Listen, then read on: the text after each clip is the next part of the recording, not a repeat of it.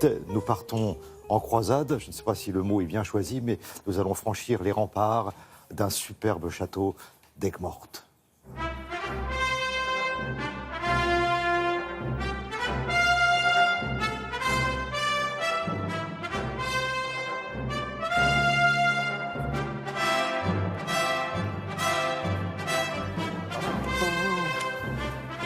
Ça y est, il est arrivé, hein, ça y est.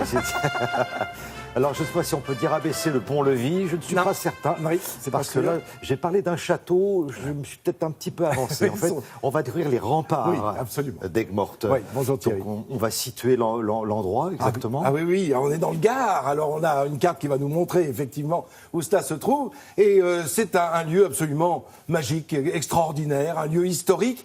C'est une volonté de Saint-Louis, Louis IX, Saint-Louis, qui, hélas, j'ai envie de dire hélas, mais rétrospectivement, voulait partir en croisade, n'avait pas un lieu français pour pouvoir quitter la France, puisqu'il était coincé entre Marseille, qui appartenait à son frère, Agde, qui appartenait au comte de Toulouse, Montpellier, qui appartenait au roi d'Aragon. Donc c'était très compliqué de trouver un lieu pour pouvoir transporter ses troupes, qui étaient d'habitude transportées par les Vénitiens ou les Génois, c'est-à-dire des Italiens qui mettaient leur navire à notre disposition. Donc il voulait un débouché sur la mer, il va faire construire Aigues-Mortes. Mais il fait construire la ville, le port qui existait déjà. Oui, mais pas du tout les remparts. Les remparts, il faudra attendre l'arrivée de son fils au pouvoir, donc Philippe III, et ça aura lieu en 1270, 1280, à la fin du XIIIe siècle. Ces remparts vont s'élever et n'ont pas bougé depuis. Bien sûr, il y a eu des travaux d'entretien et autres.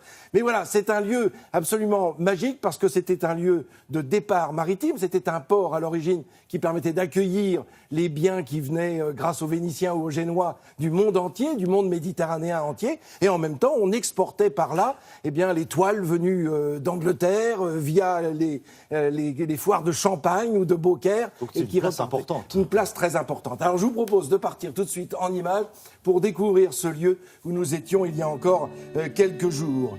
Ça semble émerger du sol, entre les herbes folles, déjà grillées par un soleil écrasant, un ciel d'un bleu incroyable, ces murs imposants que rien ne va ébranler, rien ne peut, semble-t-il, les franchir, ces murs.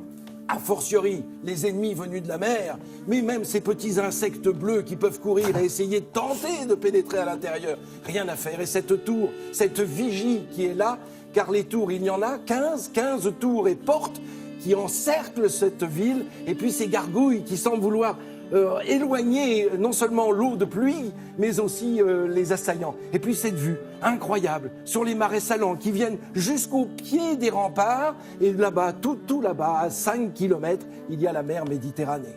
À l'intérieur, cette ville, avec ses toits chargés de tuiles, et cette ville qui a été conçue, imaginée, construite comme une bastide, avec ses rues bien droites qu'il faut découvrir. Regardez, il y a du monde, évidemment, il fait beau, et puis il y a ce chemin de ronde qui fait le tour entier de ces remparts, 1634 mètres, plus d'1 kilomètre 500, qui tournent en rond, des murs de 11 mètres de haut et d'une épaisseur de 2,50 mètres. C'est incroyable cette construction défensive. Des pierres, il y en a partout. Elles viennent notamment de près de Beaucaire, là où il y a des possibilités de transporter ces pierres jusqu'à la cité. Et puis quand on pénètre à l'intérieur de cette tour de Constance, regardez, on est dans la salle basse, divisée en 12 sections, 12 quartiers.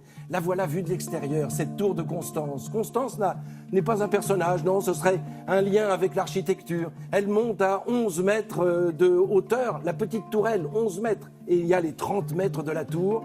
Donc cette tourelle qui servait de quoi ? De phare pour les marins. Et puis ça sert de donjon pour les terriens. Cette tour de Constance est devenue à son tour prison. Oui, comme beaucoup de ces forteresses en France, elle est devenue prison dès le XVe siècle. Et surtout au XVIIe et au XVIIIe siècle, à une époque où les protestants ont été pourchassés suite à la révocation de l'édit de Nantes par Louis XIV. Et ces protestants ont été enfermés pendant des années. Protestants et protestantes, ce sont des femmes surtout qui ont été emprisonnées dans cette tour-là. Et ces femmes, ils sont restés pendant des années. Marie Durand, par exemple, il est resté 38 ans enfermé. Alors pourquoi peu d'hommes? Parce que les hommes étaient envoyés aux galères. Mais il y a cette vue incroyable et cette accessibilité. Car il est bon de rappeler que depuis les années 80, la tour de Constance que l'on vient de voir, mais aussi les remparts, sont en grande partie accessibles aux personnes à mobilité réduite, ce qui était une révolution pour l'époque. C'est incroyable. Aujourd'hui, ça devrait être chose commune. C'est encore difficile dans beaucoup de lieux, mais le regard ne peut pas se détacher de ces murailles, de cette forteresse, de cette cité historique dont Chateaubriand a chanté les louanges. Mais évidemment, ça mérite plus qu'un détour, hein. C'est extraordinaire. C'est superbe. Et puis alors, ça nous laisse un peu sans voix. Le mieux, c'est d'y aller. Ben voilà. Oui, absolument. La performance, j'ai un petit peu regardé, c'était construire ce château sur un terrain qui n'était pas évident. Non, marécage, les marécages, étangs, d'où le fait qu'il y ait des marais salants aujourd'hui, vous avez raison. Et puis vous avez cette tour de Constance, là, 22 mètres de diamètre. Ouais. Figurez-vous qu'elle tient sur des pilotis en bois. C'est des bois de châtaigniers. Il a fallu abattre 5000 arbres pour pouvoir maintenir cette tour, des châtaigniers venus de la région d'Alès. Et figurez-vous que pendant des années, on n'a pas pu se marier dans la région d'Alès, car à l'occasion des mariages, on s'offrait des coffres en bois, et comme il n'y avait plus de bois, eh bien, on n'a pas pu se marier. Juste un petit mot pour dire qu'il y a une exposition jusqu'à la fin de l'année, Régister, ce qui veut dire résister. C'est le 500e anniversaire de l'affichage, vous savez, par Luther des 95 thèses, donc le début du protestantisme. Et voilà, ce sont 500 années qui sont racontées, ces 500 ans qui, en partie, se sont déroulés dans cette ville d'Aigues-Mortes, où les Huguenots et les protestants se sont battus contre les catholiques. Hélas, une guerre de religion.